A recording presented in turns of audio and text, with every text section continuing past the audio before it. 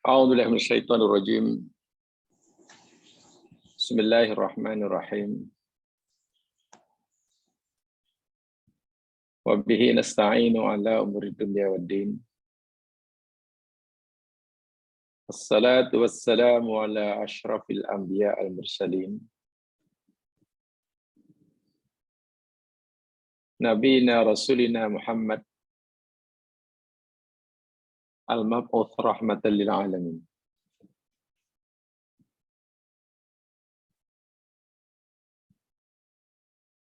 Allahumma a'inna ala dzikrika, syukrika wa husni ibadatik. Bismillahilladzi la yadurru ma'asmihi syai'un fil ardi wala fis sama' wa huwas sami'ul alim. Bismillahilladzi la yadurru ma'asmihi syai'un fil ardi wala fis sama' wa huwas sami'ul alim. Bismillahilladzi la yadurru ma'asmihi syai'un fil ardi wala fis sama' wa huwas sami'ul alim. Rabbi shrah li sadri wa yassir li amri wahlul 'uqdatam min lisani yafqahu qawli.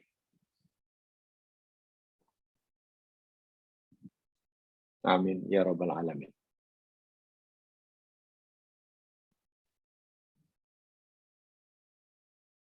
Didoakan kepada Allah Subhanahu wa taala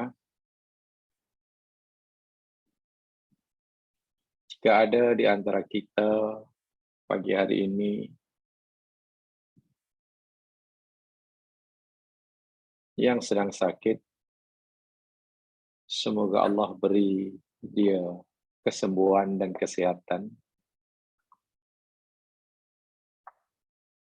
Diampunkan dosanya karena musibah yang menimpanya. Diangkatkan darjah dan maqamnya karenanya. Jika ada di antara kita saat ini yang sedang menghadapi masalah, semoga Allah berikan dia jalan keluar. Dan jika ada di antara kita yang masih leka dan lena dengan kehidupan duniawi, sehingga lupa atau tidak ingat akan kehidupan ukhrawi, semoga Allah lembutkan hatinya,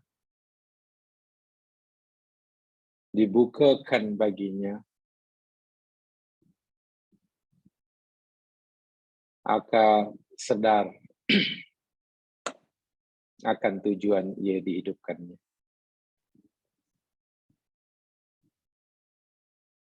Jika ada di antara kita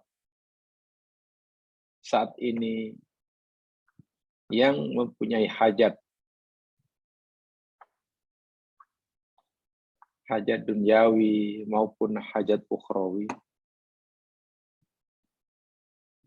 semoga Allah mengkabulkannya dan meridhoinya.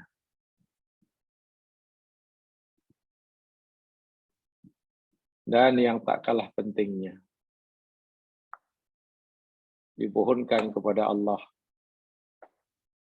agar setiap kita sentiasa diberikan kekuatan, kemampuan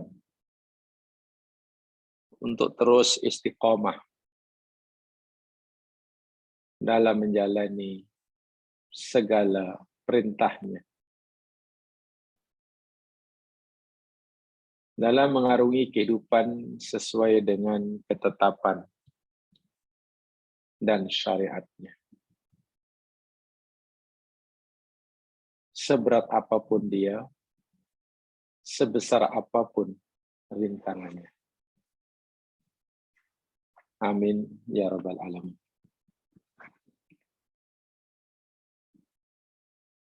Muslimin yang dirahmati Allah sekalian,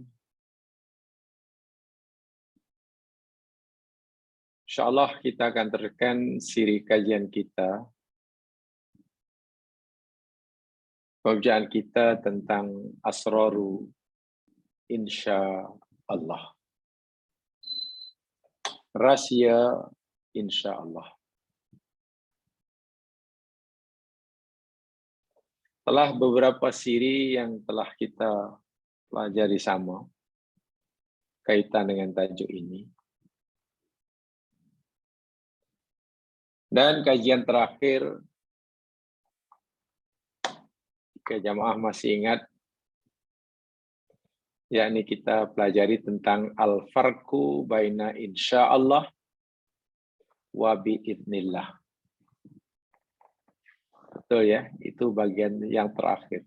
Perbezaan antara kalimat insya Allah dan kalimat bi'idnillah.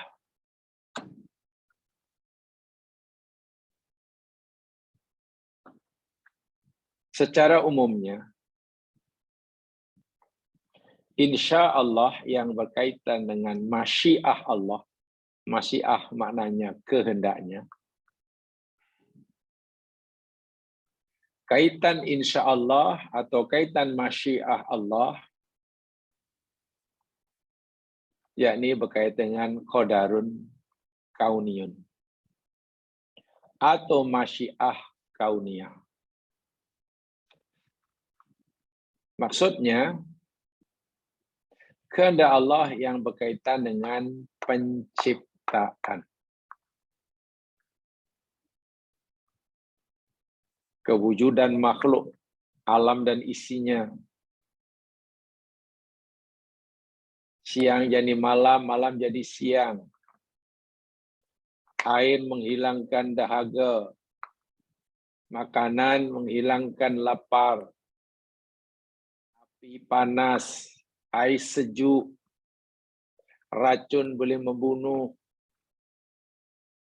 Ini semua kaitannya dengan masyiatullah, insya Allah. Ia berlaku seperti itu kerana Allah masyiah, Allah sya'a, Allah kehendaki. Jika Allah kehendaki sebaliknya, maka berlaku sebaliknya.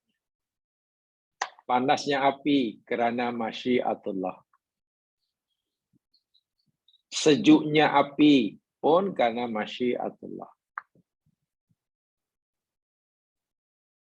Dengan ayat yang mudah, berlaku atau tidaknya, menjadi atau tidaknya, berkesan atau tidaknya, sunnatullah yang Allah tasjirkan dalam alam ciptaannya berkaitan dengan masyiatullah.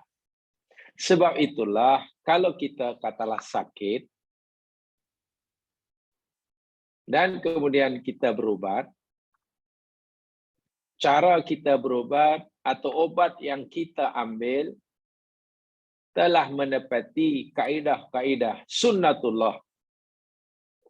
Sakit ini puncanya ini, kata dokter. Obat yang perlu kita ambil ini, karena dalam obat ini mengandungi ini. Memang boleh menghilangkan penyakit ini menurut sunnatullah.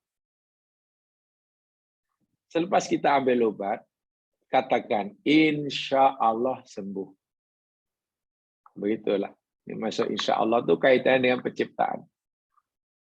2 campur 2 memanglah biasanya 4 nilai dia. Tapi apakah pasti 4 atau boleh jadi kosong? Bergantung pada masyiatullah. Sehingga dalam ilmu akidah, walaupun 2 campur 2 itu mengikut hukum akal kita, pasti 2, tapi tidak ada benda yang pasti. Dalam hal ini tidak ada benda yang pasti. Sebab itu kita kata, insya Allah 4. Ibaratnya macam itulah. Kan dahaga minum air. itu menurut sunatullah dan akal telah menerima, hilang dahaga. Dahaga minum air, hilang dahaga. Sunatullah kata begitu, akal pun telah menerimanya. Tapi adakah dengan sebab minum air dahaga mesti hilang? Tidak pasti. Sebab itu kita kata, minumlah air jika awak dahaga, insya-Allah. Di situlah insya-Allah. Sehingga kita tidak pernah memutlakkan sesuatu. Sama dia pasti terjadi. Kerana kepastian itu bergantung pada masyiatuhu. Ini masyiah, sudah jelas. Jadi insya-Allah di situ. Sebab itulah, seperti mana telah kita pelajari panjang lebar, insya-Allah itu hendaklah diucapkan apabila kita hendak melakukan sesuatu perbuatan pada masa hadapan. Adapun biiznillah, ini yang telah kita bahas, iznullah, yang dalam bahasa Melayu diartikan izin Allah, walaupun terjemahan itu tidak tepat. Iznullah dalam bahasa Melayu, izin Allah. Biasanya terjemahannya seperti itu, walaupun sebenarnya tidak tepat. Sebab yang betul, iznullah itu, dalam bahasa Melayu, maksudnya ini kehendak Allah juga. Bukan izin Allah, kehendak Allah. Sama dengan masyiatullah. Hanya sahaja, kalau iznullah itu maknanya ada dua. Satu, iznullah yang maksudnya sama betul dengan masyiatullah, kaitannya dengan penciptaan. Api panas, ya karena iznullah. Atau karena masyiatullah. Boleh? Boleh, kita ada begitu. Obat ini awak minum, maka awak akan sihat. Dengan masyiatullah, biiznillah. Boleh kata begitu? Atau insya-Allah. Boleh.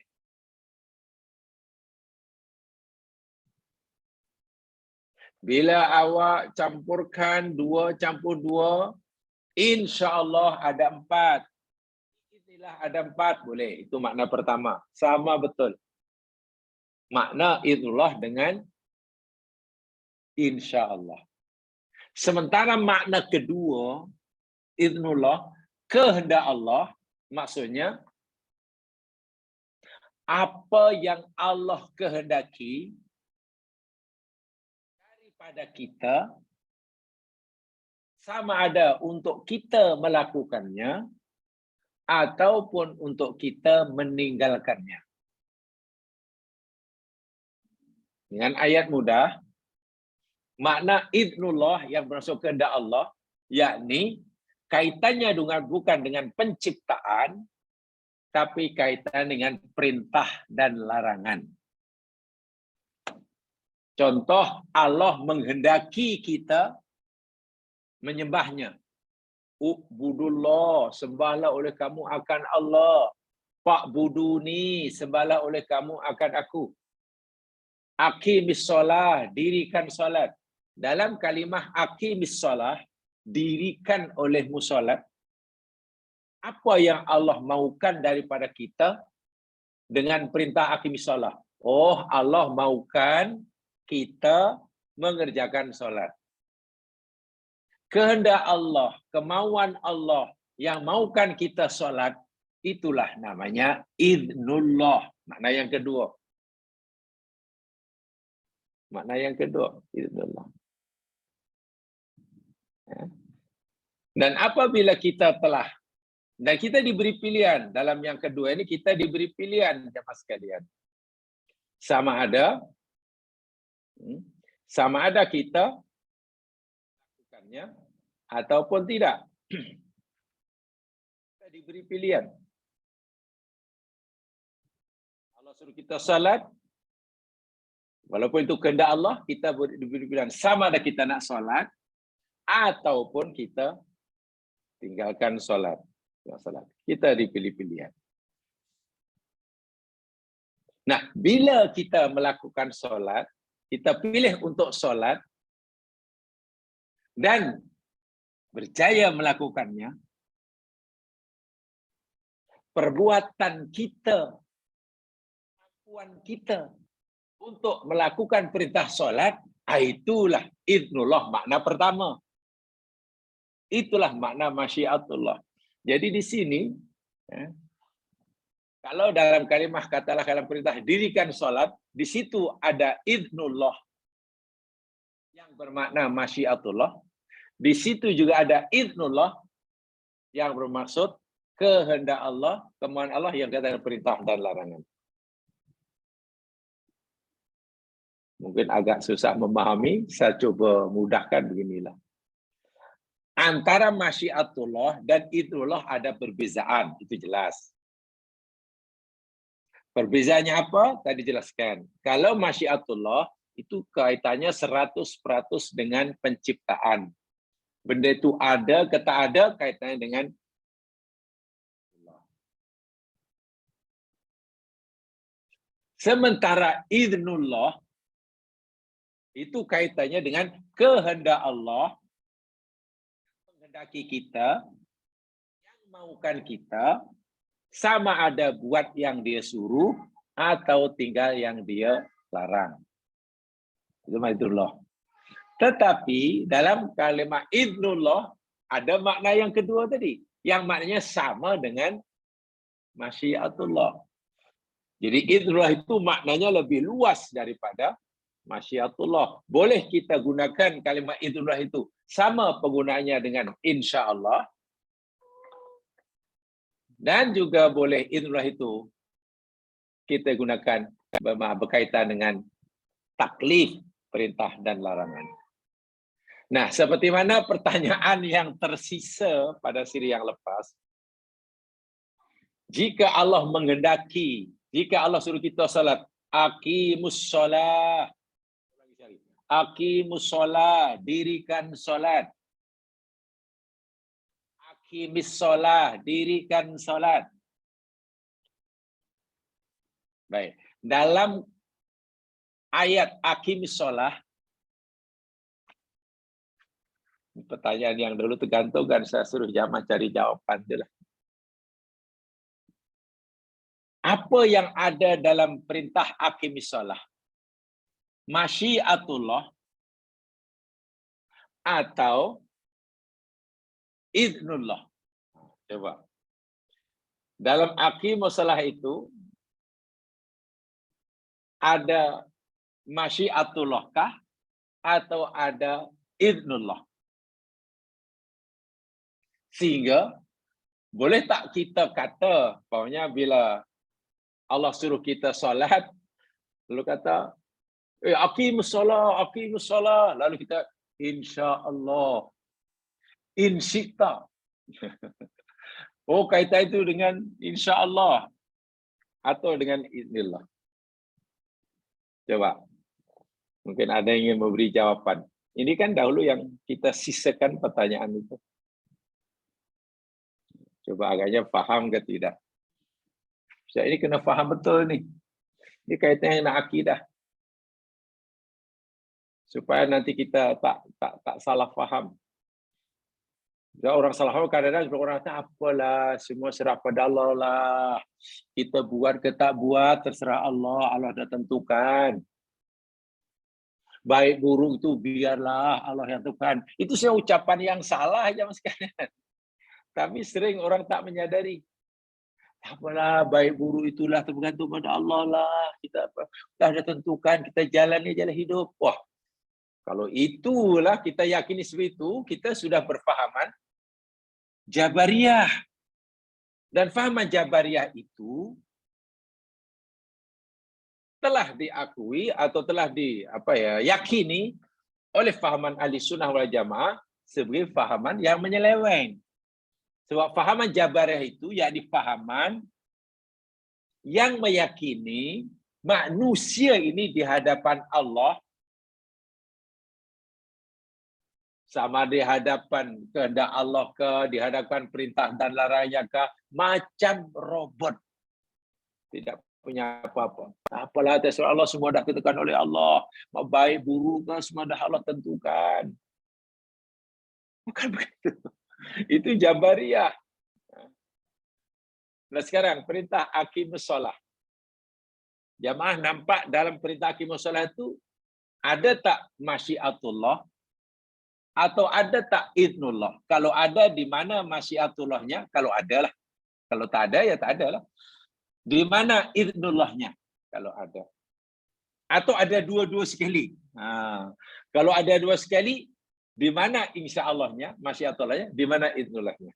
Dalam ayat aqimus shalah. Coba, mungkin ada yang ingin mencoba. Siapa silakan dahulu. Ya ini kita berbincang sudah. Berbincang. Saya ingin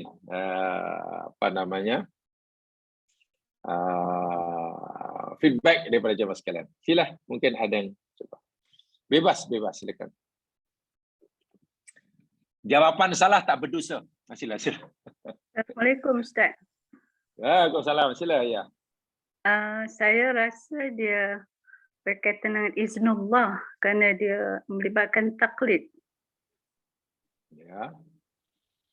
Kerana melibatkan taklif, taklifnya berupa Perintah. perintah, dua perintah. Maknanya kita ada pilihan. Apa yang Allah maukan dalam aqimus shalah, yakni kita buat menurut apa yang dia perintahkan. Ya, yang dia suruh. Ya. Yang dia suruh. Dan kita diberi pilihan. Maknanya kalau kita buat sebagaimana yang Allah suruh, Allah ridha. Ya, betul. Dan jika kita tinggal apa yang Allah suruh kita buat, Allah murka. Betul. Okey.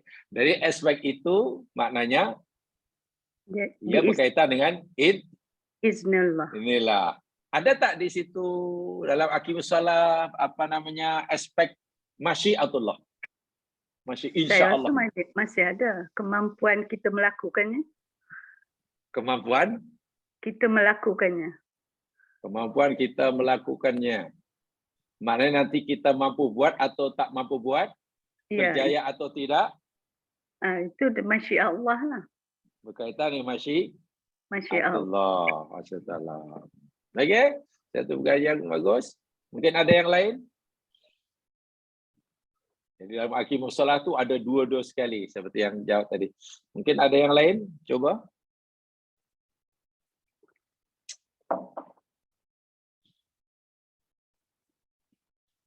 Ada?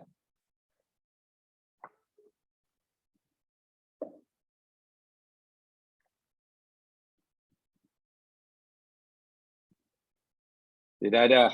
Okey. Kalau tidak ada, jawapan yang diberikan tadi adalah betul. Dalam perintah aqimus shalah, di situ ada aspek idnullah, yakni ada kehendak.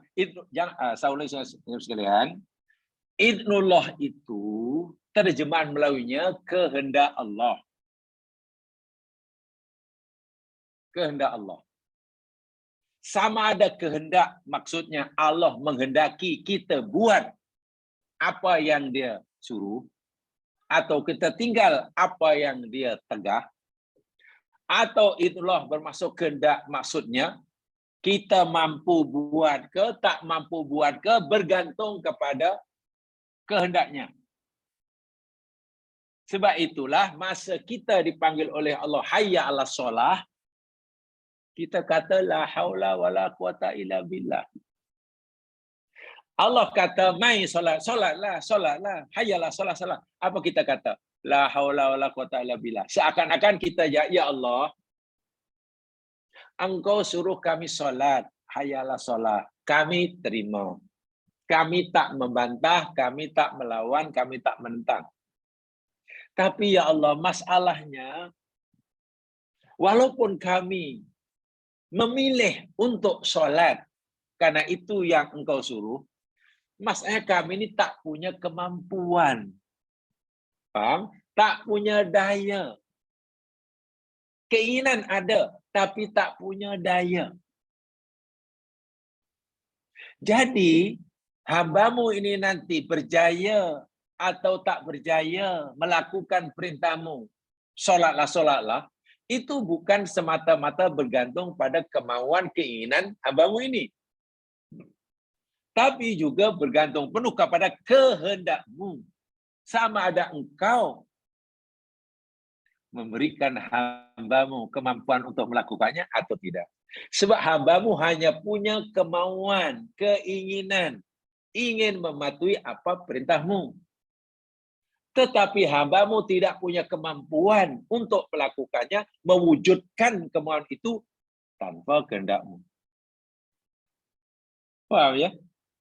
Jadi, bila kita dipanggil hayyalah solat falah, lalu kita kata la haula wala quwata illa billah, betul. Perintah itu adalah idznullah, kemauan Allah. Ya. Idznullah jangan diartikan izin Allah. Dalam bahasa Arab diartikan izin itu tidak tepat sama sekali ya Mas. Sebab izin Allah tu nanti makna dia kan, yalah ada itu izin Allah. Mana Allah dah izin. Izin makna Allah dah apa ya? Apa bahasa Arab izin? Ya seakan Allah dah bagi permission lah, dah okey lah, dah boleh izin kan. Jadi kalau orang tu buat, tak salah kan begitu kan? Dengan izin Allah. Tak. Iznullah itu artinya kehendak Allah. Kehendak Allah. Kenapa dalam kita hanya punya kemampuan, punya keinginan untuk salat? Kita hanya punya kemauan untuk melakukan apa yang Allah suruh kita lakukan. Tapi tidak punya kemampuan mewujudkannya. Sebab kemampuan untuk mewujudkan itu hanya kehendak Allah. Sebab itulah Allah berfirman dalam surah As-Saffat. Coba jangan lihat. Surah As-Saffat 96. Surah As-Saffat ayat 96.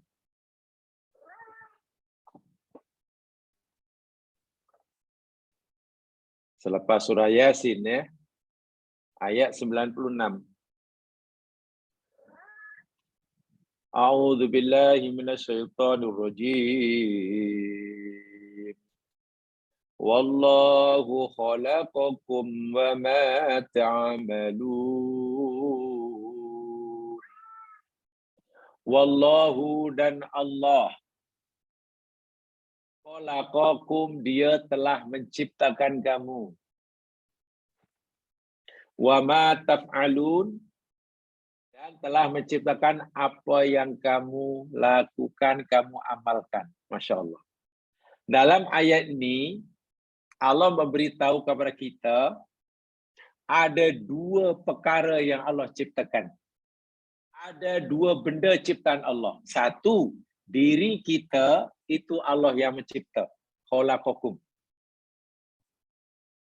Diri kita, Allah yang mencipta. Ciptaan Allah, yang pertama, yakni diri kita. Jadi manusia, jadi itu.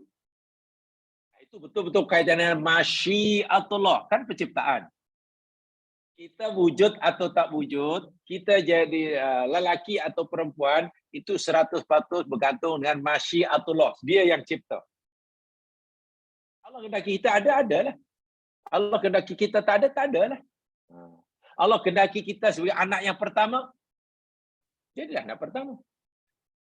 Kenapa awak anak yang keberapa dalam adik-beradik? Oh, saya yang kelima. Macam mana awak kelima? Kenapa yang keempat? Ya, itu insya-Allah itu masyiatullah lah. Tengok.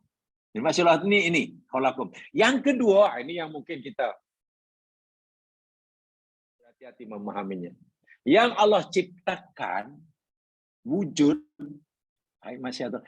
Bukan hanya diri kita, tapi juga wa ma ta'malun. Tengok. Dan apa yang kamu amalkan, perbuatan kamu itu Allah yang menciptakan. Karena perbuatan kita itu Allah yang menciptakan. Kita di solat, lalu kita boleh solat, boleh berdiri, boleh rukuk, boleh ini, perbuatan amal kita itu masyiatullah. Wujud karena masyiatullah. Bukan kita yang menciptakannya. Pertanyaannya, kalau Allah yang menciptakan,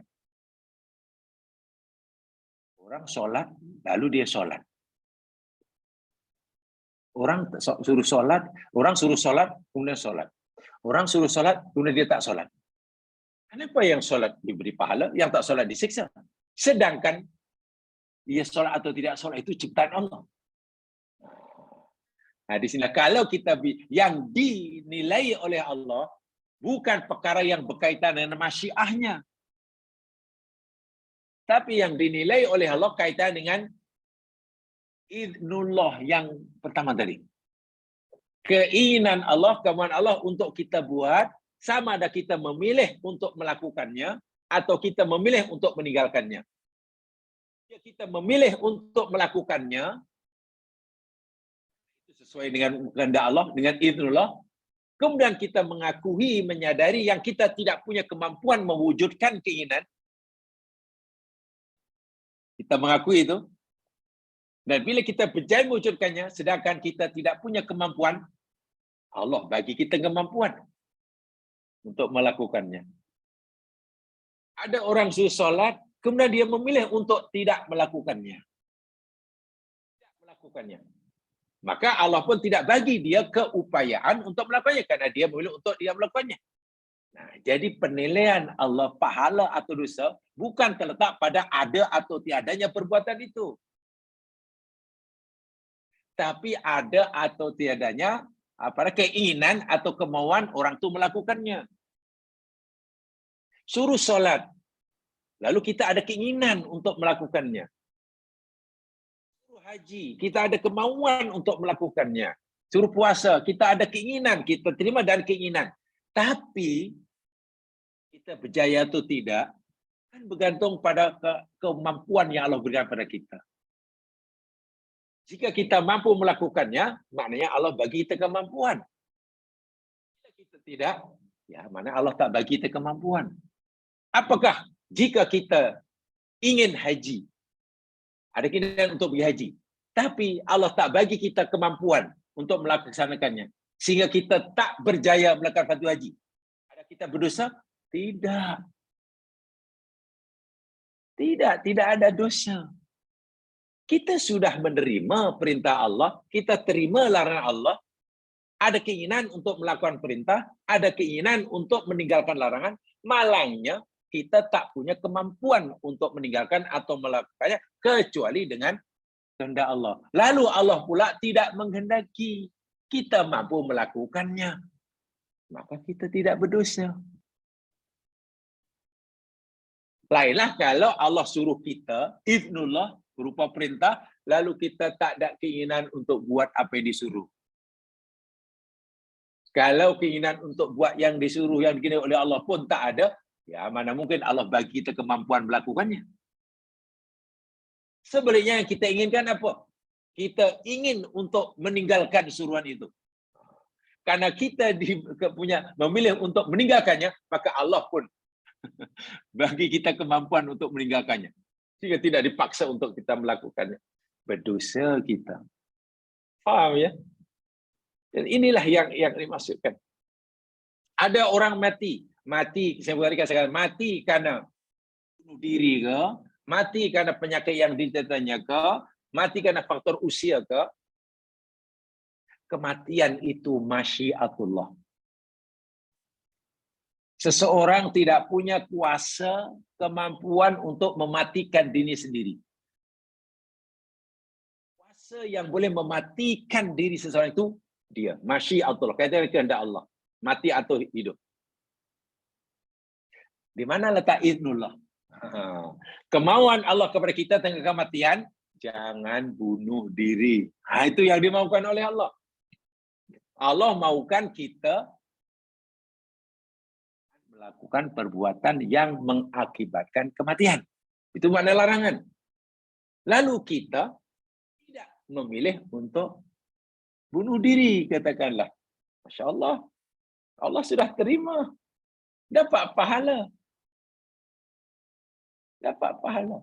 Sebanyak ada orang punya keinginan untuk bunuh diri. Keinginan untuk bunuh diri. Lalu Allah beri kemampuan mewujudkan keinginannya. Tembak kepala dia. Mati dia. Ya, masuk neraka lah.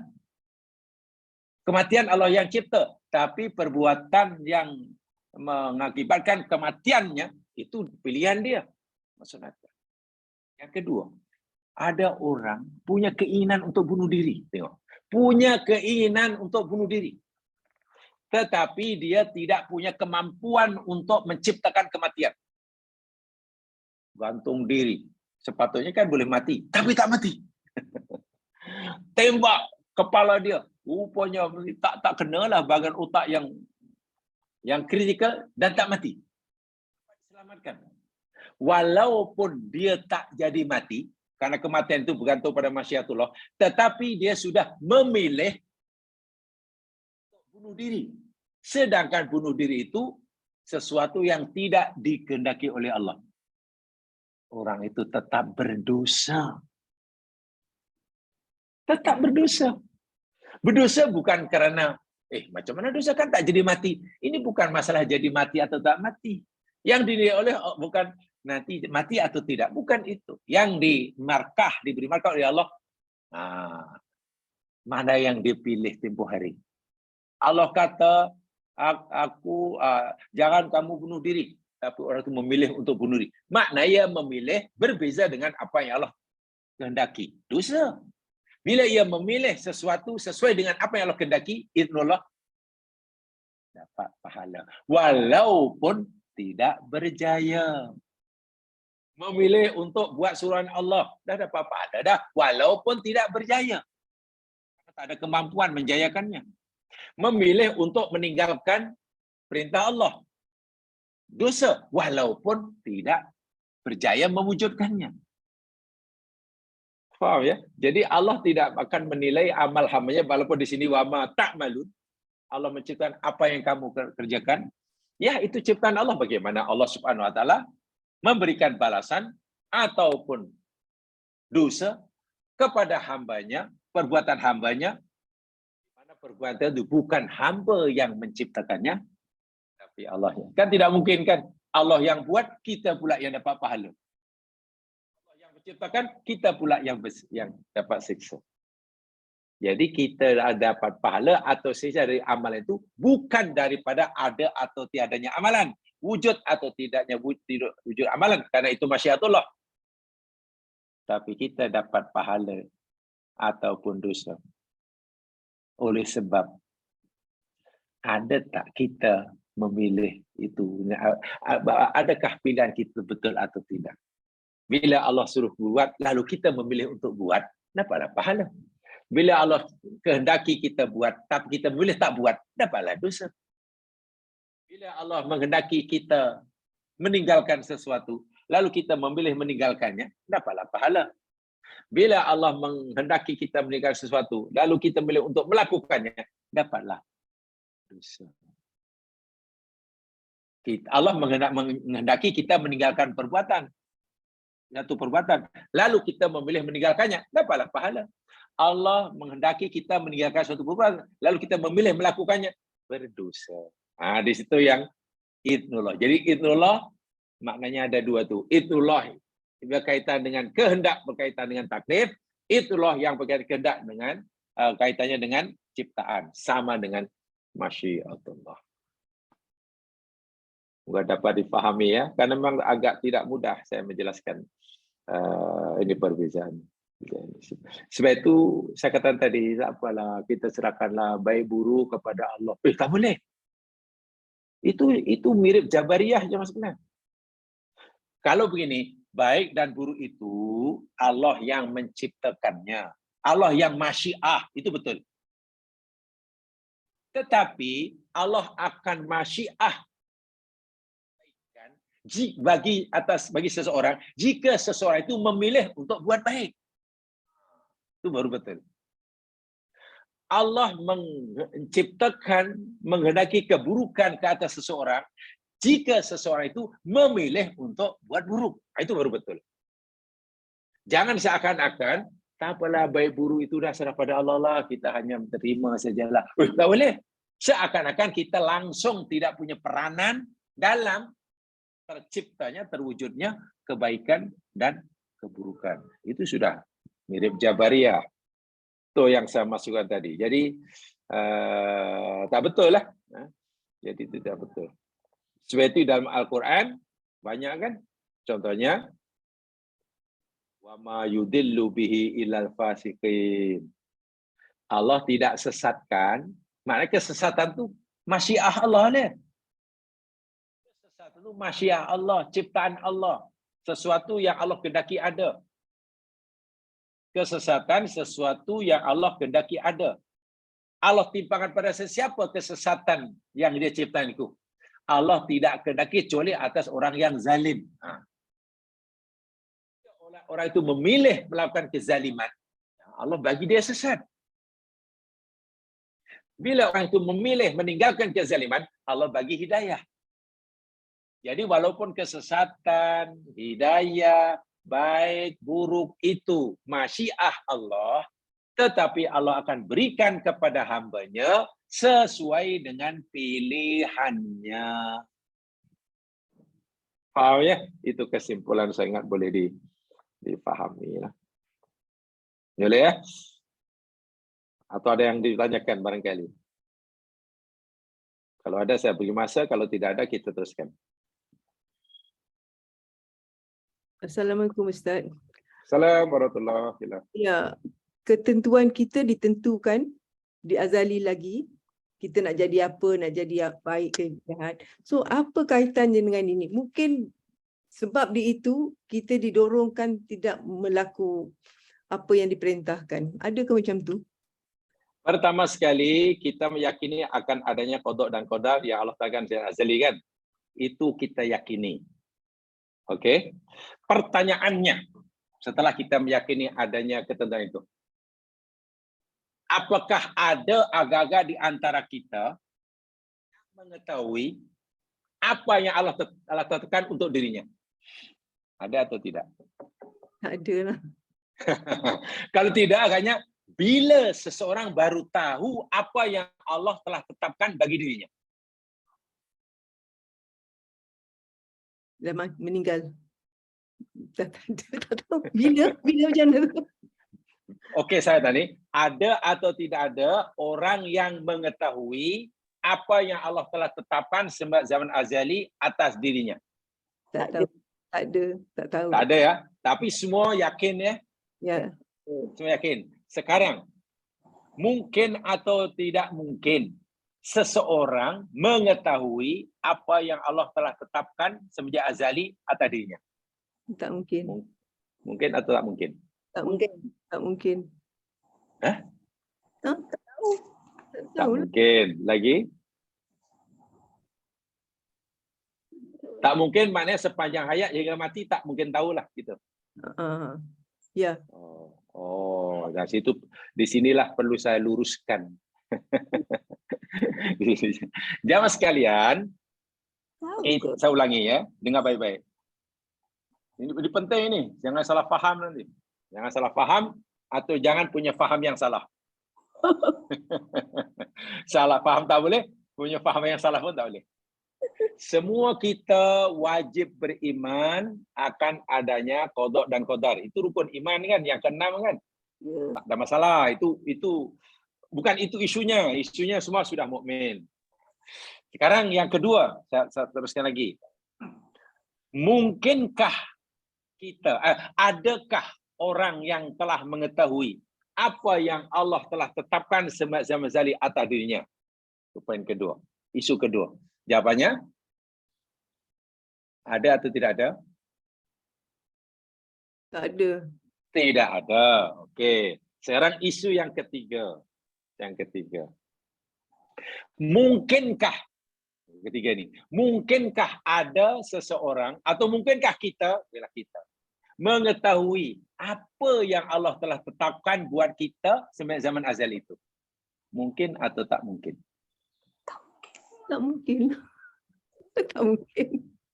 Tak Tak mungkin. mungkin. Tak mungkin. Tak mungkin. Mungkin tak mungkin. Perlu hanya jawab 2 kali ya atau 2 orang aja perlu jawab. Tak Tak mungkin. mungkin. Mungkin Ustaz. Mungkin Mungkin Allah kehendaki. Macam mana? manusia, mana kita mungkin dapat mengetahui apa yang Allah tetapkan atas diri kita. Cuba jawab macam itu. Kalau Allah Mungkin. Tak mungkin. Tak mungkin dan mungkin. Okey, kalau itu betul jawapannya. Sebab ada jawab mungkin, ada jawab tak mungkin. Betul lah tu. Baik, jawapannya mungkin. Mungkin. Macam mana? Dengar dulu, ini kan baru 3. Itu hanya step by step berfikirnya. Supaya tak salah faham, step by step. Kena disetujui dahulu. Mungkin. Pertama, semua kita iman qada qadar. Itu isu pertama. Selesai. Kedua, atau tidak ada orang yang mengetahui tentang qada qadar semacam atas dirinya. Jawapannya tidak ada. Yang ketiga, isu ketiga, mungkin atau tak mungkin mengetahui apa yang Allah telah tetapkan dalam qada qadar sebab azali. Jawapan tadi mungkin. Bah, itu yang ketiga. Nah, mungkin yang keempat, macam mana? Kan begitu pada yang keempat. Macam mana boleh mungkin? Gitu kan? Okey, jamaah sekalian. Begini ya. Kita baru tahu apa yang Allah takdirkan buat kita ini selepas kita memilih apa yang Allah kehendaki untuk kita pilih. Ya Allah. Contoh, kita sakit. Contoh kecil, kita sakit hari ini. Kita tahu atau tak tahu apa yang Allah telah tetapkan sebagai azali, kita nanti sembuh atau tak sembuh. Atau dalam bahasa yang agak keras lah, bila ada orang sakit, tahu atau tak tahu bahawa apa yang Allah kehendaki pada orang ini sembuh atau mati. Apa yang Allah kehendaki? Tak tahu kan? Tak tahu. Tetapi kita mungkin tahu selepas kita melakukan apa yang Allah suruh lakukan. Dan kita ada pilihan. Apa yang Allah suruh kita lakukan bila kita sakit? Berubatlah. Berusahalah. Bila kamu nanti akan buat ini, Allah kata, ya aku bagi kamu sembuh. Bila kamu tak berubat ini, kamu akan sakit terus, bahkan mati.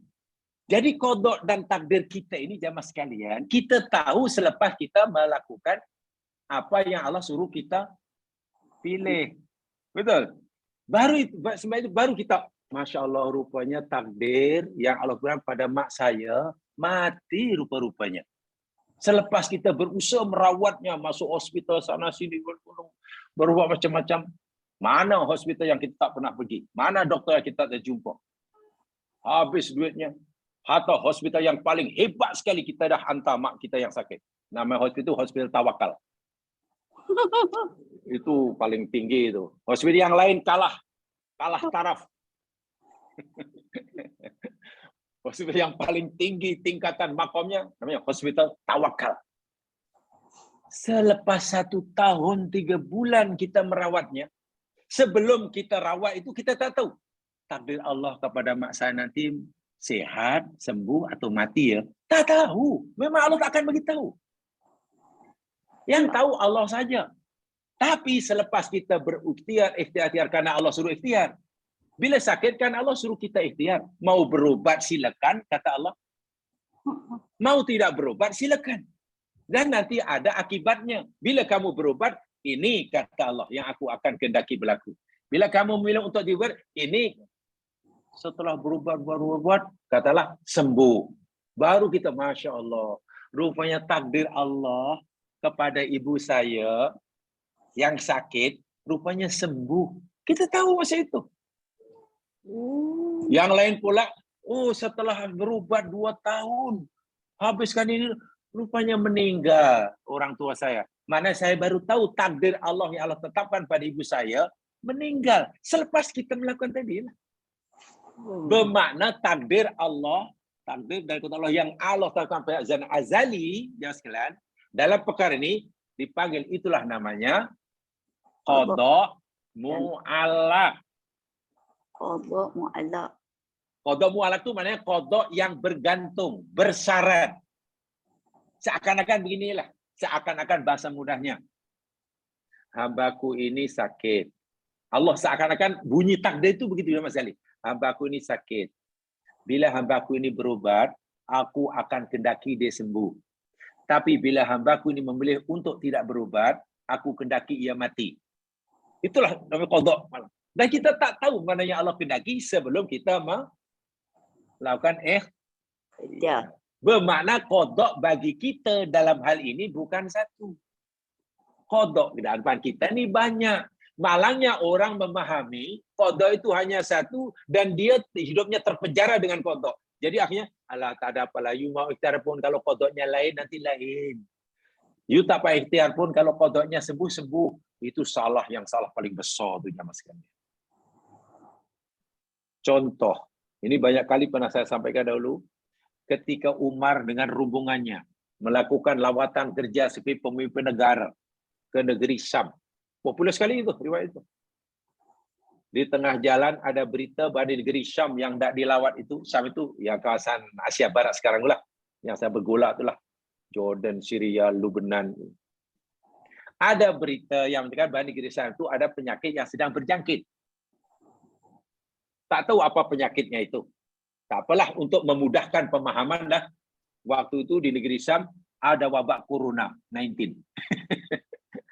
Ada Corona, bukan Corona 19 ya, waktu itu bukan tahun 2019. Tahun berapa tuh ya? Maknanya berlaku penyakit yang mudah berjangkit. Umar pun berbincang di tengah jalan. Hai kawan-kawan, di Syam ini ada penyakit yang sedang merebak dahsyatnya ini. Macam mana ni? Kita teruskan perjalanan kita, terus melawat ke negeri Syam, karena ini tugas agama, tugas dakwah, atau macam mana? Kita patah balik aja ke Madinah. Sahabat yang dia berbincang ni terbagi menjadi dua golongan. Golongan pertama, Umar, ini adalah tugas agama. Kita tidak boleh membatalkannya. Kita mesti teruskan perjalanan kita menuju ke negeri Syam. Sungguh pun di negeri Syam itu berlaku penyakit yang sedang berjangkit, semua takdir Allah. Bila Allah kendaki kita pergi ke negeri Syam dan kita sakit, itu adalah qada Allah. Bila kita balik ke negeri Madinah dan jika Allah kendaki sakit pun sakit juga. Jadi tak ada maknanya. Jika kita pergi ke Syam, bila Allah tak kendaki sakit, tak sakit. Kita pilih nak balik ke Madinah pun, bila Allah kendaki sakit, sakit juga. Yang pertama. Artinya yang pertama ini telah meyakini apa yang Allah kendaki di Lauh Mahfuz ini tak akan berubah. Bila Allah kendaki tak sakitlah walaupun kita berada di tengah-tengah kawasan yang dilanda corona yang dahsyat.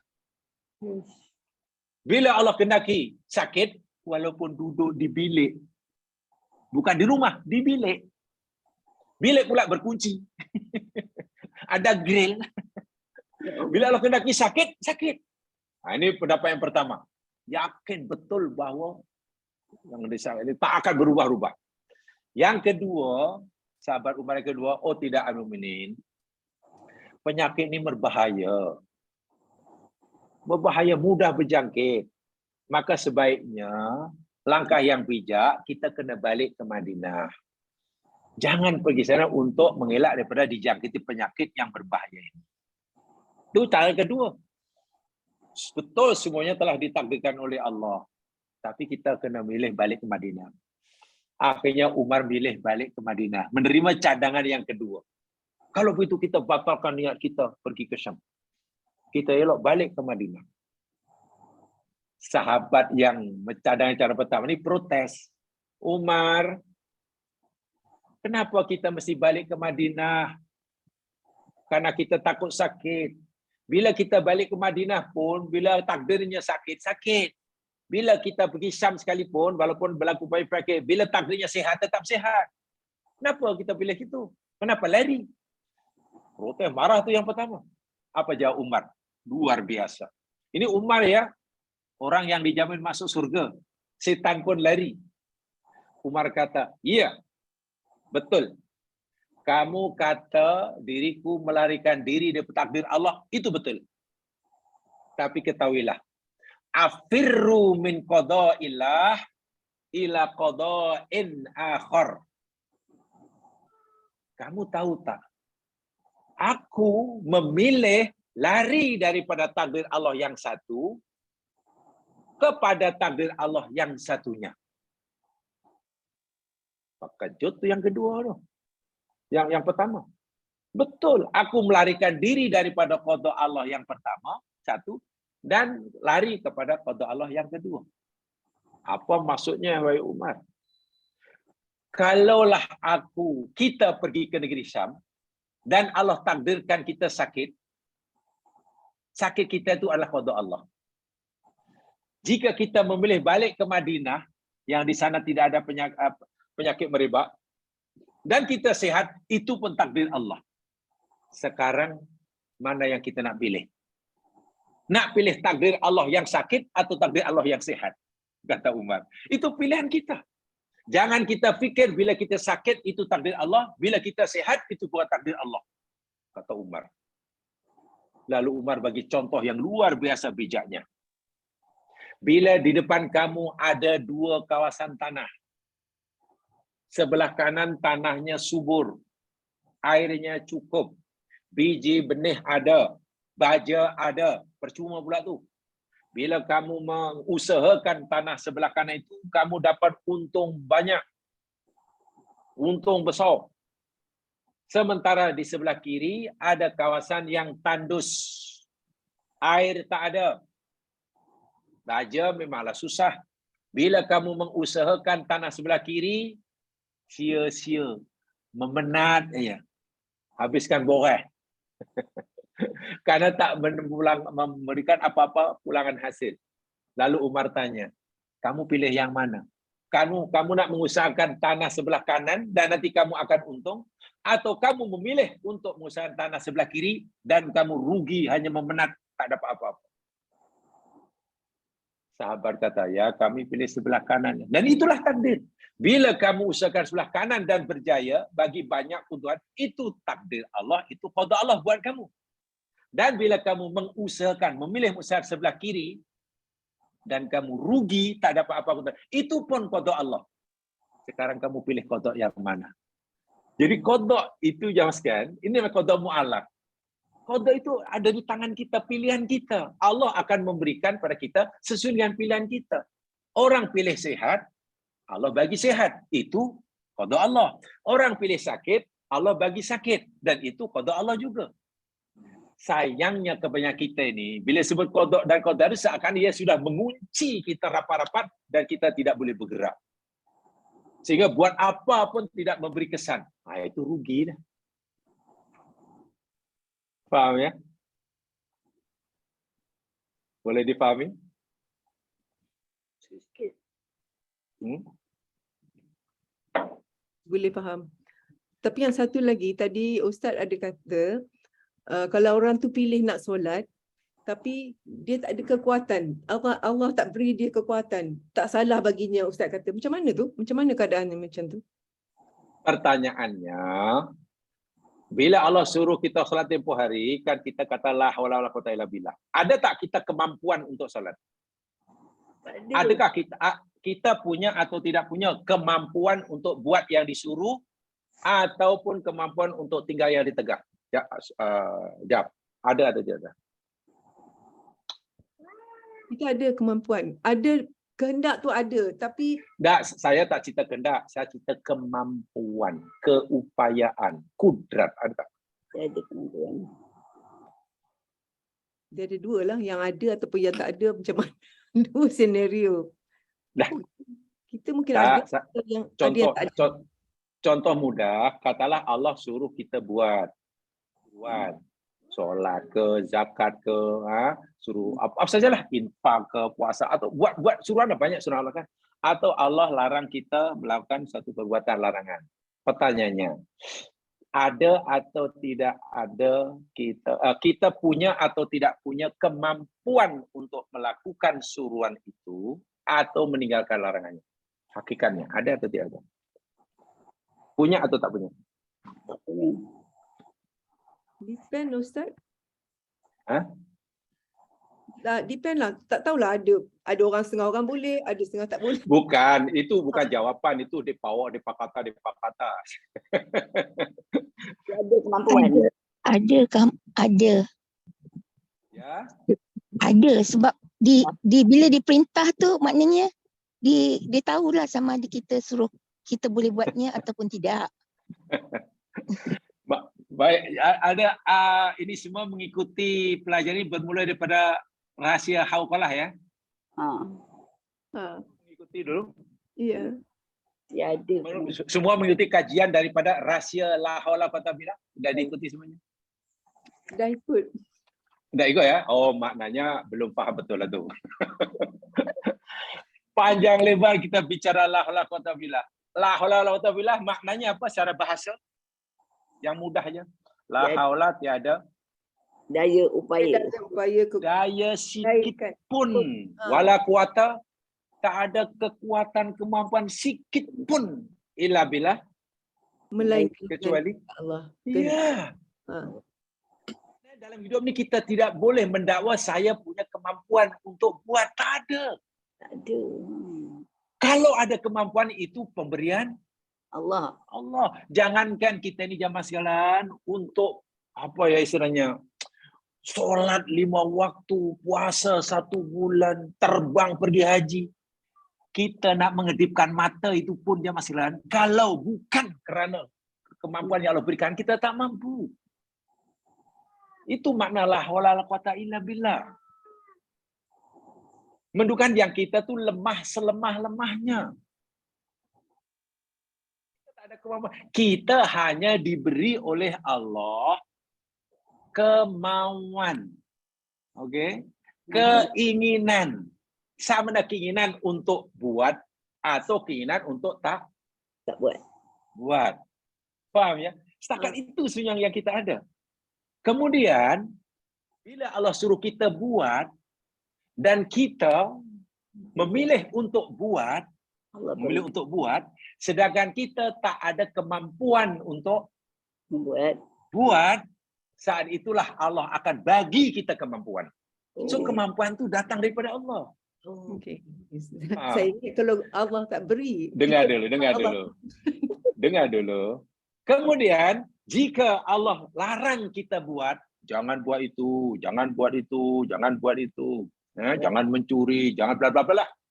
Lalu kita ada keinginan untuk tak buat. Maknanya kemauan kita sama dengan apa yang Allah kendaki kan. Tapi kita tak ada kemampuan nak meninggalkan. Karena la haula wala quwwata illa billah. Karena kita mempunyai kemauan sebagaimana yang Allah maukan, maka Allah tolong kita. Diberi kemampuan untuk tinggal.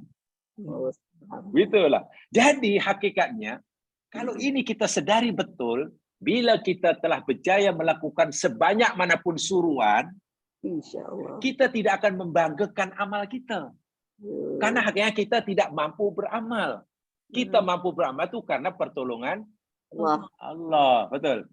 Dan bila itu kita yakini, ujub itu tertutup rapat-rapat.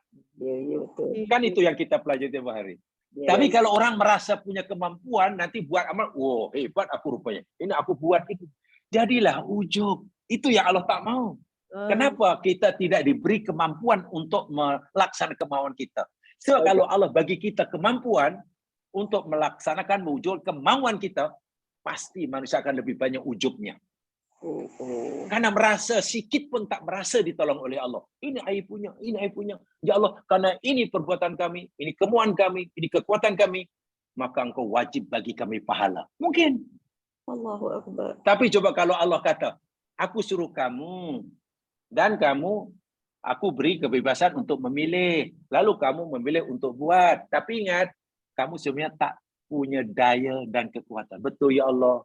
Hamba ingin tapi saya buat. Tak apalah kalau kamu, karena kamu ingin nak buat apa yang aku suruh, aku bagi kemampuan. Bila Allah bagi kita kekuatan, lalu kita buat, akhirnya kita syukur pada Allah. Terima kasih ya Allah, karena bantuan-Mu lah aku. Saat itu, kita mensyukuri bantuan Allah itu.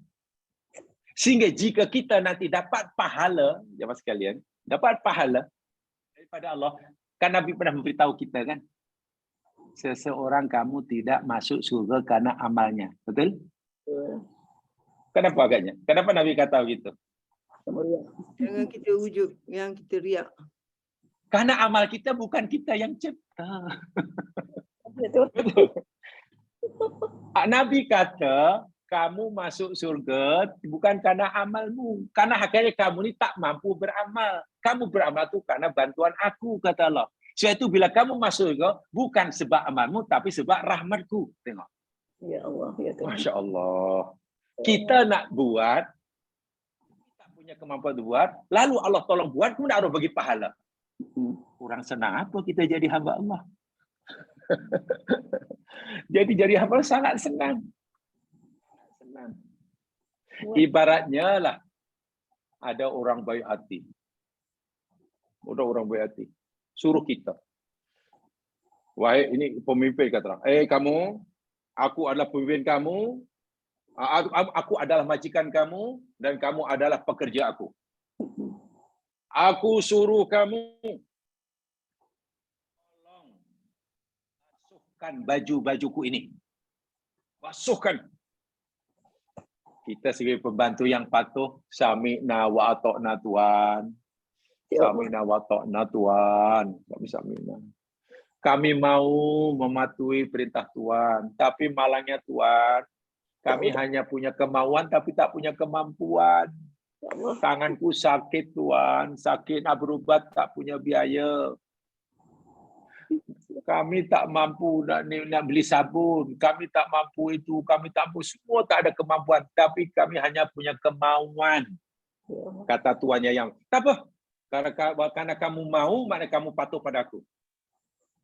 Oleh karena kamu sakit dan ingin sembuh dahulu, tak ubat, tak apa, aku hantar kamu ke hospital tawakal dahulu. Wantau, biayanya Tuhan yang tanggung tu. 41.225 ringgit. Selepas itu, kamu sudah sihat, sudah mampu. Ya, terima kasih Tuhan karena Tuhan telah merawat sampai membiayai kos kami. Tapi kami tak ada mesin basuh Tuhan. Tak apa, mesin basuh aku berikan, kata majikan tadi. Tapi tak ada sabun. Sabun aku berikan. Ya Allah. Semua diberikan. Akhirnya kita berjaya buat apa yang Tuhan suruh. Sebab kita berjaya, kata Tuhan apa? Sebagai tanda terima kasihku kepada kamu, karena kamu buat apa yang aku suruh, karena aku suruh, ini upahnya. Diberinya upah. Upahnya ini banglo dia dan isinya diserahkan pada kita. Itu agaknya Tuhan itu baik atau tak baik macam tu? Baik. Kita disuruh oleh Tuhan sebagai pelayan, pembantu. Kita hanya mau tapi tak punya kemampuan. Banyak halangan. Lalu halangan itu dia yang menyelesaikan. Sebab kita buat, dia pula bagi upah. Upahnya bukan sikit. Banglo dia sebesar stadium tu, siap dengan perabotnya. Wahal kerja kita hanya basuh baju dia. Itu analogi dia lah. Allah suruh kita solat 5 waktu. Solat 5 waktu. Hanya perlu berapa minit. Kita hanya mau tapi tak mampu. Lalu Allah kata tak apa. Karena kamu mau, aku bagi kemampuan. Kamu boleh. Aku beri kamu kekuatan untuk berdiri. Kemampuan untuk mengucapkan Fatihah. Kemampuan untuk sujud. Kemampuan bla bla bla. Ingatan. Itu semua anugerah Allah. Setelah kita mau. Ini Tuhanmu yang maha terima kasih. Sebagai tanda terima kasihku kepada kamu, aku bagi surga dan isinya. Wahai kita hanya suruh solat 5 waktu sehari semalam. Bayangkan. Kalau kita lihat amalan kita, kecil sekali. Tidak sama sekali tidak melayakkan kita masuk surga. Karena kemampuan kita berbuat itu pun bukan karena kita kuasa. Kekuatan, tapi karena kekuatan Allah. Diberinya pula pahala masuk surga kekal abadi. Boleh difahami? Boleh. Terima kasih Ustaz. Okey, ada yang lain kot? Clear, Jangan clear. salah faham tau ini jangan salah faham, tidak boleh salah faham nanti huru hara jadinya. Ini kaitan dengan akidah jemaah sekalian ya. Kalau salah faham nanti kita punya apa ya? Tiada kemampuan. Ya punya persepsi yang salah ya Allah. Dalam bahasa akidahnya kita tidak menyucikan Allah dalam arti kata yang sebenar. Kita tidak memuliakan Allah dengan sebenar-benarnya. Dan itu bahaya. Sebab Allah Subhanahu wa taala telah memberitahu kita dalam satu ayat ya. Ini ayatnya ya. Coba perhatikan ayatnya.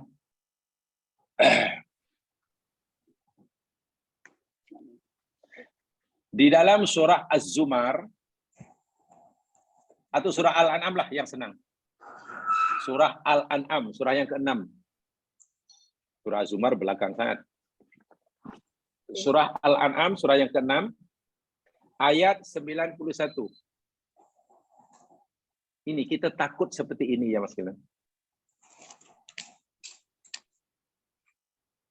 Surah Al-An'am ayat 91. Permulaan ayat itu saja. Ini teguran Allah atau lebih tepatnya celaan Allah terhadap orang-orang kafir daripada ahli kitab. Orang-orang ahli kitab, walaupun mereka beragama yang dibawa oleh Nabi, utusan Allah, Nabi Musa ke Nabi Isa ke, walaupun mereka punya kitab, kitab samawi, sama ada Taurat atau Injil, tapi tengok, sikap orang kafir ahli kitab. Ini celaan Allah pada mereka. Wa ma qadarullaha haqqa qadari. Itu aja ayatnya. Penting lain gitu. Wa ma qadarullaha haqqa qadari. Apa artinya ya? Di situ apa terjemahannya? Dan mereka tidak menghormati Allah dengan penghormatan yang semestinya dikala. Oke, situ itu. Saya itu aja.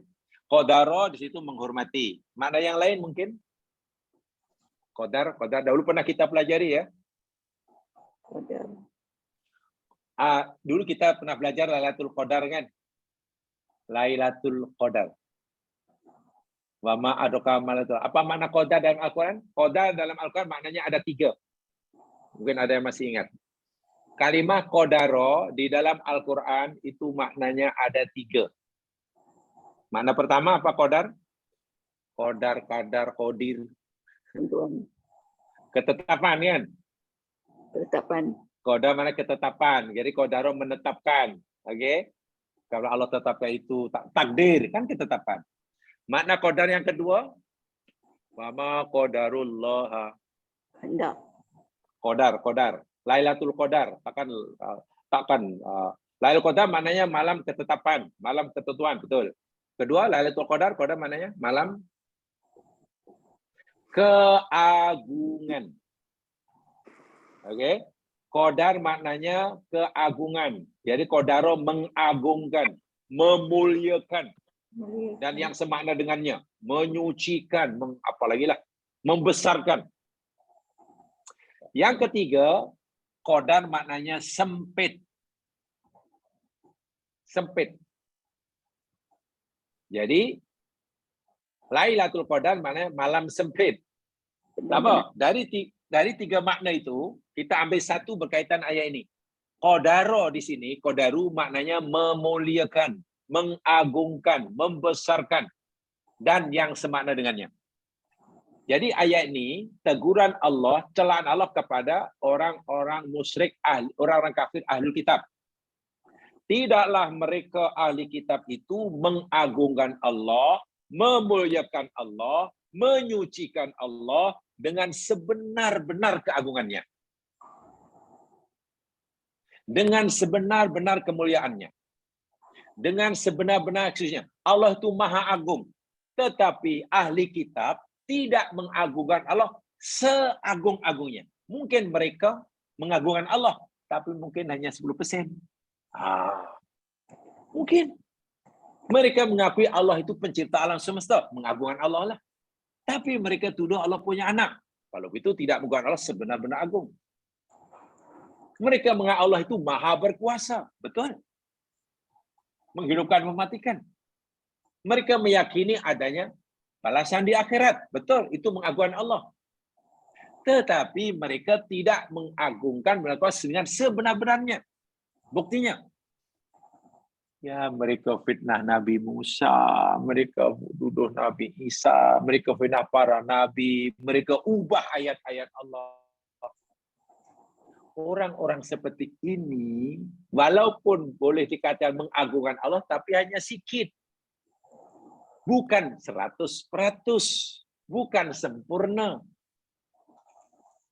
Mereka tidak mengagungkan, mereka tidak memuliakan, mereka tidak menyucikan Allah dengan sebenar-benar keagungannya. Nah, kita takut terkena ayat ini ya mas kalian. Saya ulangi. Kalau kita salah paham atau punya paham yang salah tentang apa yang kita bicarakan tadi. Rahasia hauqala rahasia Allah itu, kita khawatir. Tanpa kita sedari, kita terkena ayat ini. Jangan-jangan nanti kita ini dinilai oleh Allah tidak mengagungkan Allah dengan sebenar-benar keagungannya. Karena mungkin kita masih salah paham. Itu yang tadi saya katakan tadi. Sebab itu kena betul-betul paham. Tak paham aja jamaah boleh tanyakan. Rasa belum paham tanyakan. Yang jangan disimpan. Tidak boleh. Tidak boleh. Tak faham kena tanyakan. Itu saya katakan terbuka tadi macam itu. Karena ya tentu tidak mau kan jemaah sekalian. Sama ada saya atau jemaah sekalian tentu tidak mau punya fahamannya salah. Sebab kalau fahaman kita salah dalam hal ini kita diingatkan oleh ayat ini. Kita mengagungkan Allah tapi tidak sebenar-benarnya. Tidak sesungguh-sungguhnya. Itu bahaya sekali. Nah, itu bahaya sekali. Sebab itu tadi saya persilakan saya beri ruang seluas-luasnya jamaah untuk tanya. Jadi jika tahu saya jawab, bila tidak ya saya tidak jawab lah. Sebab bukan kecil ya, akibatnya bukan kecil bila kita salah faham. Bila kita taati. Kalau kita salah faham tak erti tentang cara buat kari pap tu, apalah paling-paling buat kari pap jadi cekodok itu ajalah paling-paling. Jadi taklah bahaya sangat. Masa diajar buat kari pap salah faham. Ya paling buat kari pap jadi cekodok itu aja. Tak ada masalah. Tak ada masalah. Tapi kalau dalam hal ini macam mana? So semua sudah faham ya insya-Allah? Ustaz. Assalamualaikum. Ustaz. Terima kasih. Halo. Assalamualaikum. Assalamualaikum. Ya, silakan. Kak Zama nak tanya ke? Tak. Okey. Saya ada dua perkara nak sebut di sini. Sila. Pertamanya, boleh tidak kita sebutkan bila kita mengucapkan ungkapan insya-Allah, bermaknanya kita sudah buat pilihan untuk melakukan sesuatu yang Allah redha, tetapi kita bergantung kepada masyiah Allah untuk melaksanakannya. Betul fahaman tu Ustaz? Ya, Betul ya? pertama bila kita nak buat sesuatu,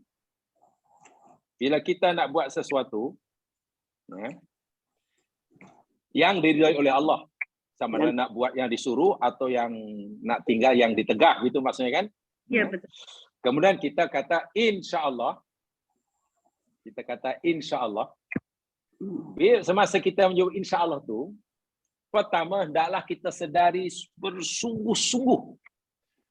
Kita sedar sungguh-sungguh sesedar-sedarnya Buat. bahawa hakikatnya kita tidak punya kemampuan sikit pun untuk mewujudkan kemauan kita tanpa Izin Allah. Allah. Sebab itu jika kita gagal mewujudkannya kerana tak punya kemampuan buat yang disuruh, kita tak dosa. Contohlah, ada orang ingin pergi, ada kemauan nak pergi haji. Ada kemampuan, ada peluang. Peluang ada kemana. Tapi saat itu dia tak punya, hingga saat ini tak punya keupayaan. Okay. Kan? Jadi kita insya-Allah akan pergi tahun depan, insya-Allah, tapi masih juga belum diberi kemampuan. Hingga mati tak dosa. Gitulah. Pertama kena yakin itu, jangan itu makna insya-Allah tu begitu. Bukan saya itu kita dah ada merasa punya kemampuan, belum. Kemampuan tu la haula wala quwwata illa billah, itu telah kita pelajari panjang lebar lah. La haula, lam itu nama lam nafiyah, la nafiyah lil jinsi jemaah sekalian. La haula wala quwata. Itu benar la nafiyah lil jinsi. Menafikan sesuatu secara total. Betul.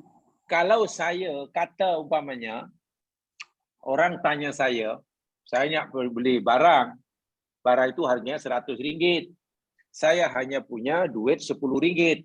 Kan masih perlu RM90. Lalu kawan tanya, awak apa tercegah kat sini? Ya saya nak beli barang itulah. Kenapa awak tak beli aja RM100? Saya kata, la dirhamun wala dinarun li. La dirhamun li. Oh, saya tak ada duit lah, saya tak ada duit. Saya tak bohong.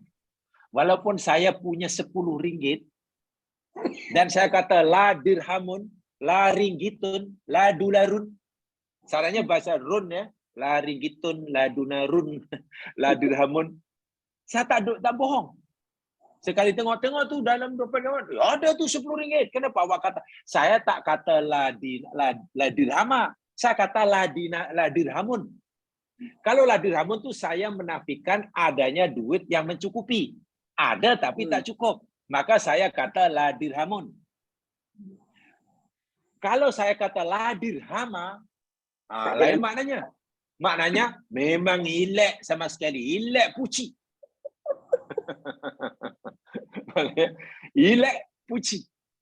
Gitulah. Jadi katalah la roibun. Dalam hal ini la roibun. Tak ada keraguan. Mungkin berita itu masih mengandungi keraguan. Tapi keraguannya mungkin 5% ke. Bolehlah kita ragu 5% ada. Kita kata la raibun. Karena ada keraguan. Tapi sikit. Jadi kita patut percaya. Tapi kalau berita itu langsung tidak ada keraguan sikit pun, jangan sebut la raibun. Tapi sebut la raiba. Faham ya? La raiba. Macam zalika kitabu la raiba. Sebab itu Allah ajar kita bukan la haulun wala quwatun. La haula wala. La haula wala quwata. Kenapa? Kalau kita ajar la haulun wala quwatun, maknanya ketika Allah suruh kita buat, Ada sikit. atau ketika Allah suruh tinggal, kita ada keupayaan. Kita mengaku, merasa punya kemampuan, tapi Sedikit. tak cukup. Kan gitu kan? Sedangkan hakikatnya kita ini lemah selamanya tak punya kemampuan. Lalu apa hak kita untuk mengatakan, untuk meyakini yang kita ada kemampuan. Sedangkan Allah kata, la haula wala quwata. Mungkin kita fikir beginilah, takkanlah nak menggerakkan jari pun kita dianggap tak punya keupayaan. Ini masalahnya. Mungkin kita fikir, takkan macam itu pun bukan keupayaan. Kita kan mampu gerak, tengok gerak, tak ada masalah. Takkan macam itu pun pertolongan Allah. Ini yang jadi masalah.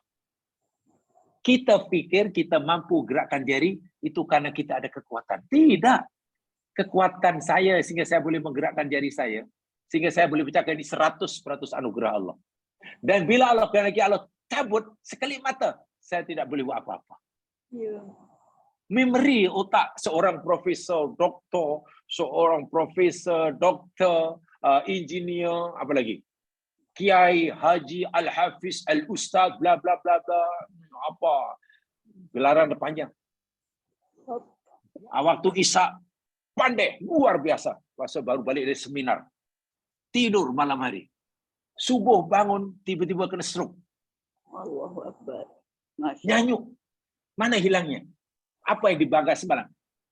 Yang semalam mendakwa, otak saya penuh dengan ilmu. Tak. Aduh. Jangankan nak mengingati ratusan ribuan maklumat dalam otak. Ingat satu pun itu tak mampu. Kalau bukan karena itu makna yang paling benar tentang la haula wala quwata. Ingat ya, bukan la haula wala quwatun. Masalahnya kita ini tidak sedalam itu mungkin memahaminya.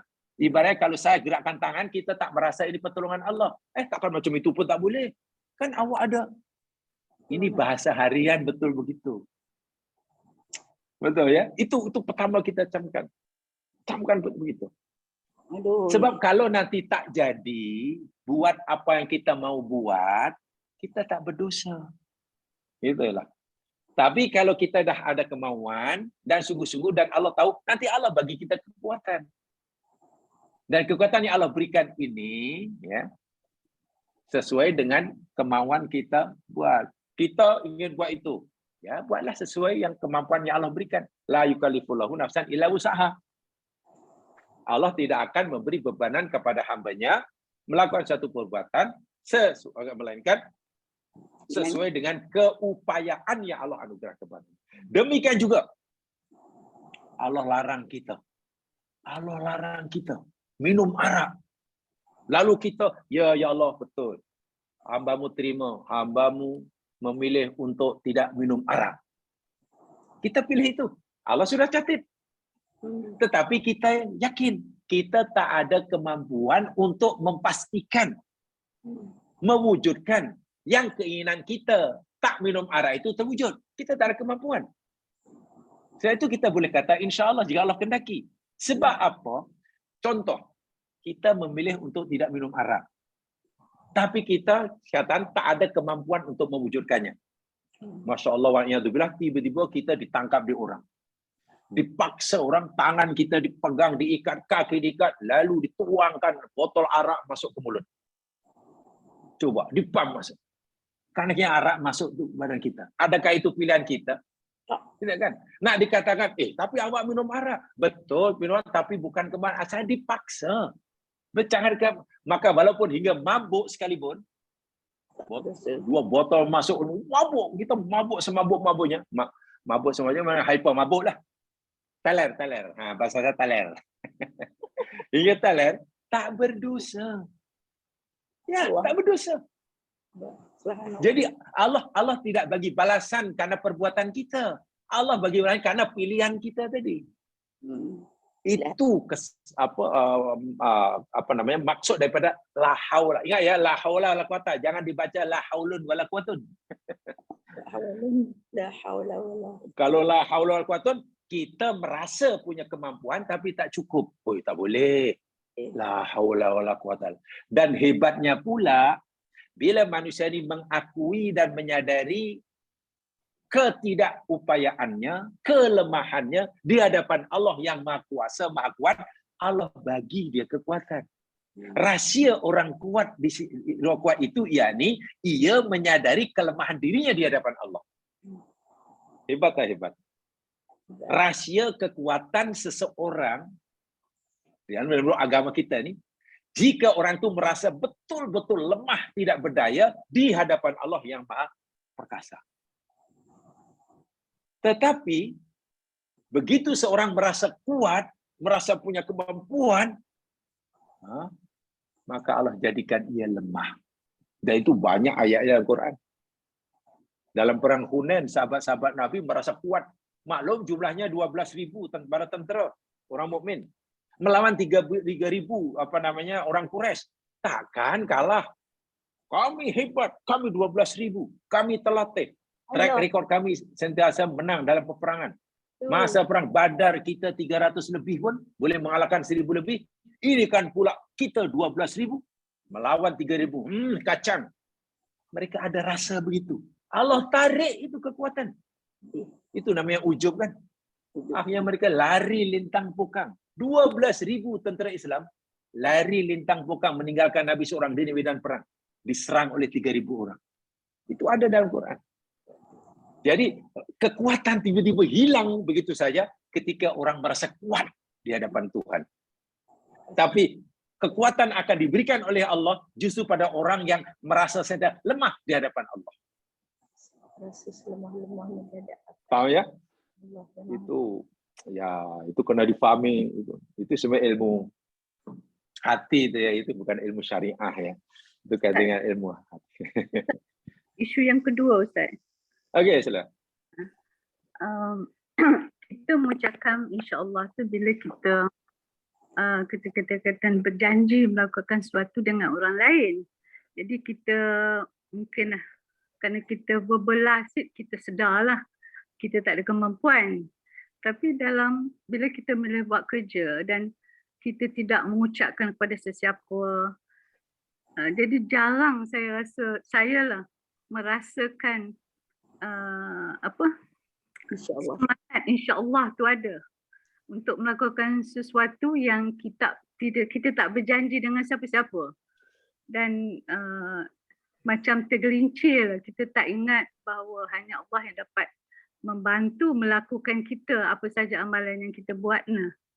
Jadi macam mana kita nak meningkatkan kesedaran tu, Ustaz?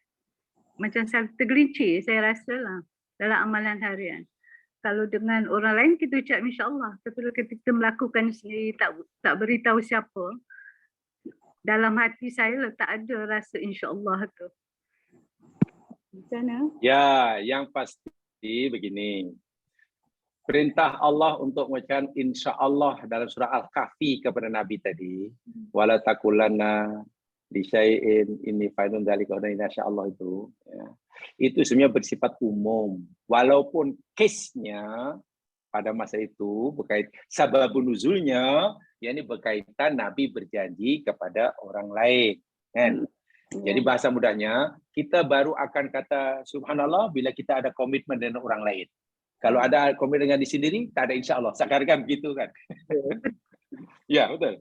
Betul. Ya, sebenarnya tidak begitu.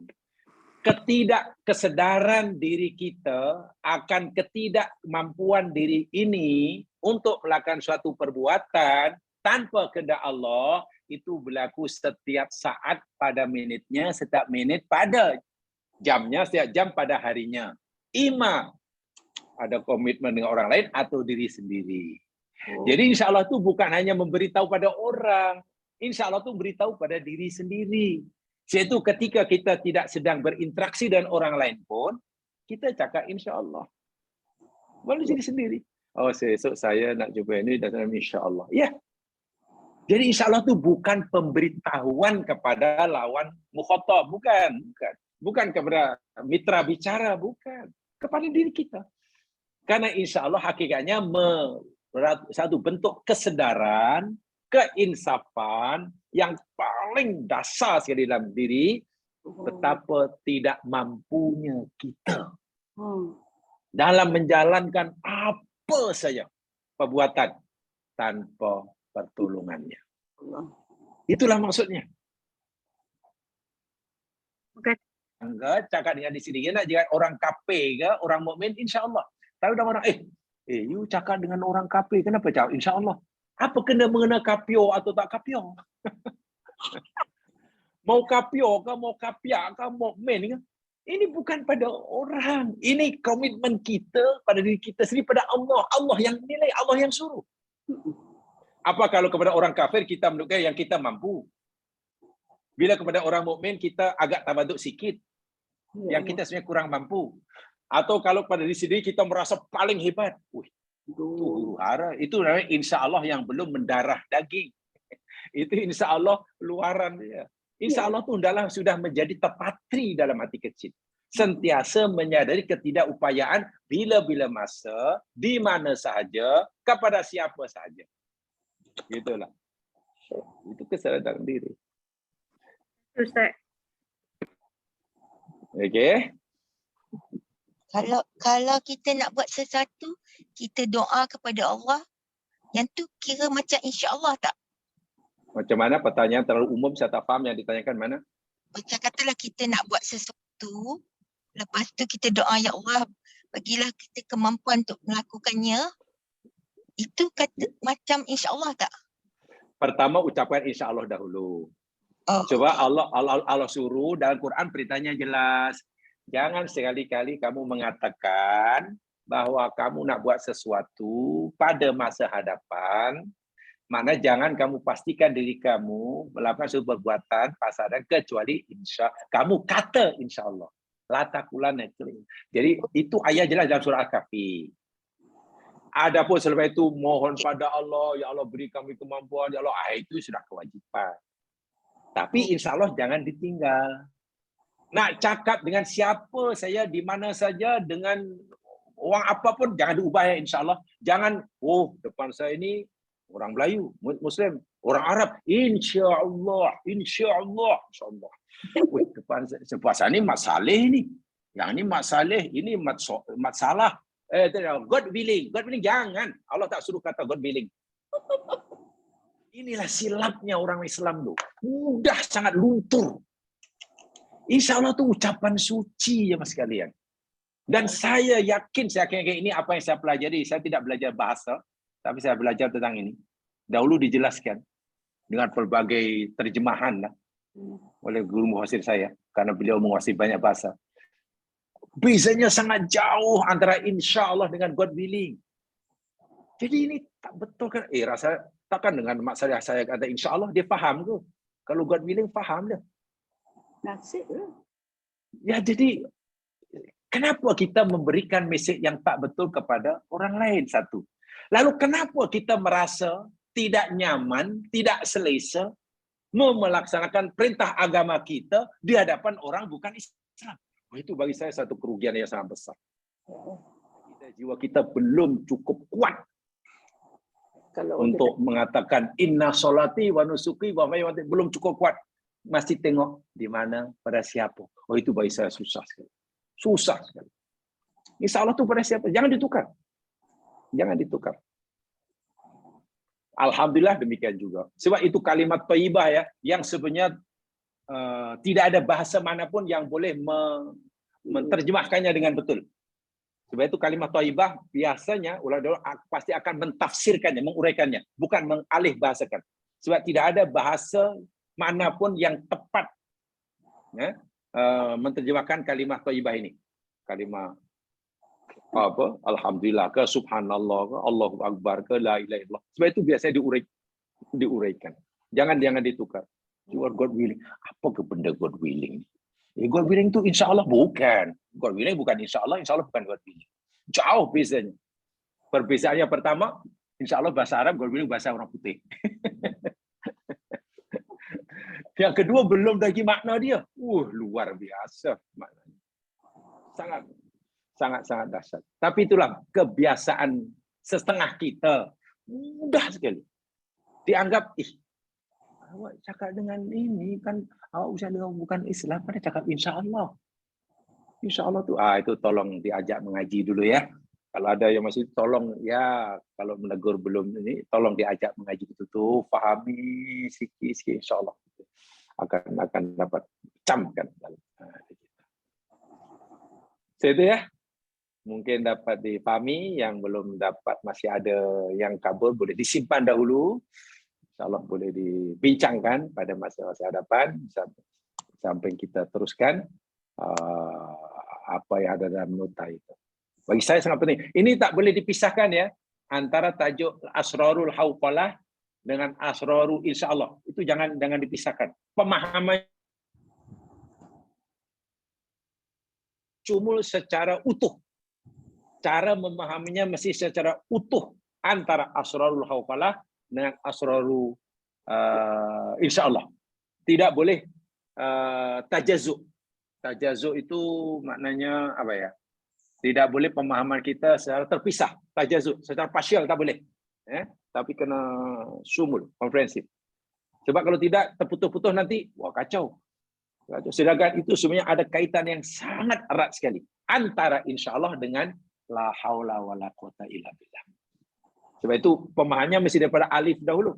Daripada Asrarul Hawqalah bab sidi pertama kedua terus sampai itu.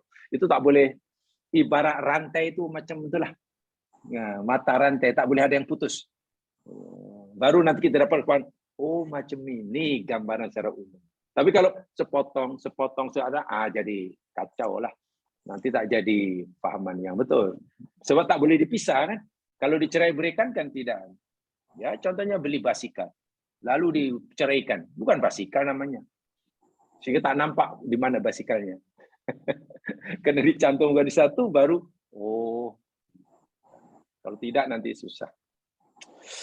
Itu saja. Mudah-mudahan diberkati yang benar pada Allah jua. Silap kelemahan diri sendiri.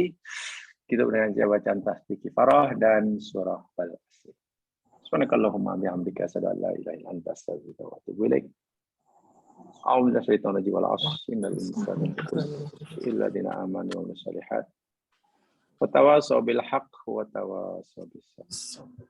Assalamualaikum warahmatullahi wabarakatuh.